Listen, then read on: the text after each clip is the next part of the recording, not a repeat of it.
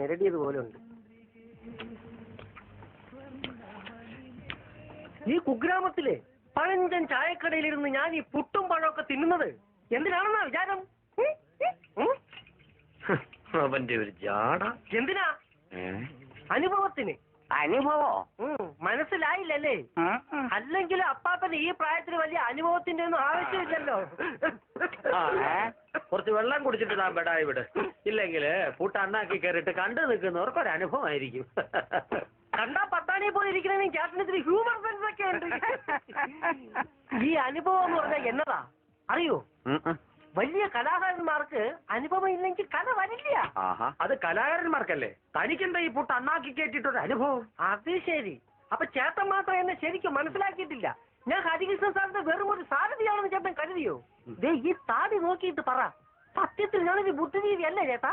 അതിന് കഥ എഴുതുന്നത് ഹരീഷ സാറല്ലേ?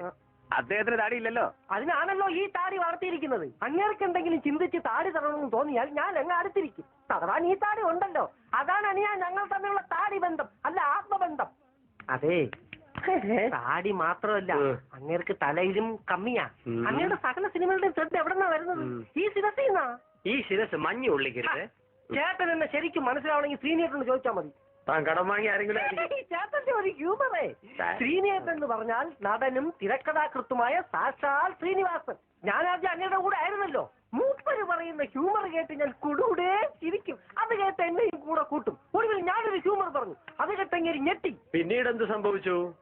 ഞാൻ ഔട്ട്, ക്ലീൻ ഔട്ട്. എന്താ കാര്യം? Ego clash.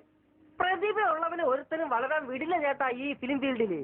എന്താ പ്രതിഭാധനന്റെ പേര്? എം.എ. ചെണ്ടമംഗലം. എം.ജി. വാസുദേവൻ നായരെ എമ്മും എ.കെ. ലോഹിദാസിന്റെ എയും ഞാനിങ്ങെടുത്തു. എം.എ. എങ്ങനെ ഉണ്ട്? ചെണ്ടമംഗലം നാട്ടുപേരാ.